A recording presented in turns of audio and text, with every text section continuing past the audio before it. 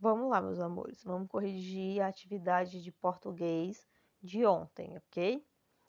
Começa dizendo: leia os textos e responda as questões. O primeiro texto é intitulado A Raposa e as Uvas.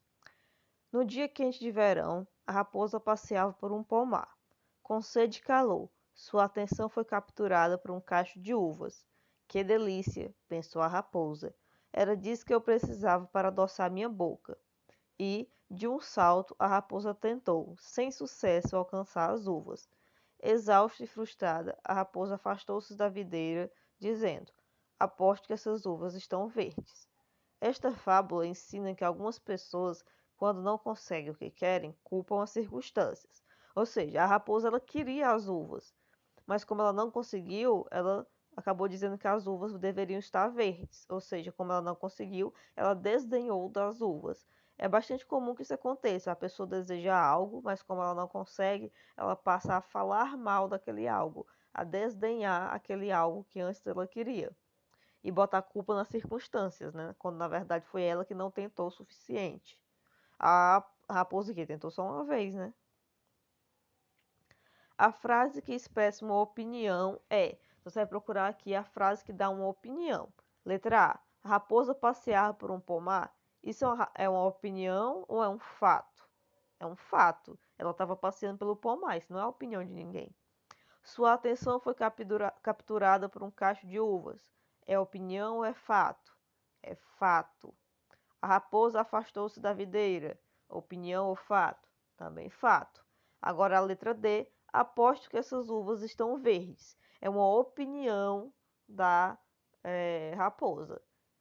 Se ela tivesse pego as uvas e tivesse comido as uvas e elas estivessem verdes e ela dissesse essas uvas estão verdes, seria um fato, não seria uma opinião, porque ela provou as uvas e ela teria provado e saberia dizer se elas estavam verdes ou não.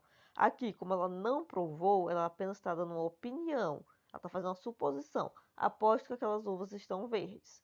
Então, a letra D é uma opinião. A questão 2 pergunta o seguinte: o autor desses quadrinhos pretendeu chamar a atenção para a. Mas primeiro vamos ler os quadrinhos, né? Diz o seguinte: o sabiá sou eu e essa era a palmeira. Esses quadrinhos, eles fazem referência à canção do exílio, que é um poema que tem como primeira estrofe o seguinte: minha terra tem palmeiras onde canta o sabiá, as aves que aqui gojeiam não gojeiam como lá.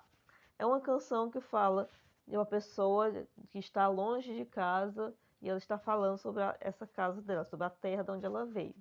Aqui o sabiá está dizendo: o sabiá sou eu e essa era a palmeira. Se a palmeira ela foi cortada, ela foi retirada do lugar. Então esse texto ele tem a intenção de chamar a atenção para o quê? Para a necessidade de preservar as árvores. Não é para a poesia Canção do Exílio, porque é uma referência à Canção do Exílio, mas o texto não é sobre a Canção do Exílio. Não é sobre a vida do passarinho solitário e não é sobre a volta do sabiá para sua casa. É sobre a necessidade de preservar as árvores. Lições em casa. Você já notou que muitos bichos preferem ficar em turma, vivendo em grupo? Os mais velhos protegem os mais novos? E os filhotes aprendem a encarar a vida na mata, observando os adultos? Com os humanos acontece a mesma coisa. Rodeado pelos familiares, nos sentimentos protegidos. Deles recebemos carinho, cuidados e aprendemos uma porção de coisas. Então, esse texto ele tem a finalidade de ensinar uma brincadeira? Não, né? Não é nem falado em brincadeira. Divertir o leitor? Também não. Fazer um convite? Está convidando para algo? Não. Informar sobre alguns hábitos? Sim. Está falando sobre os hábitos.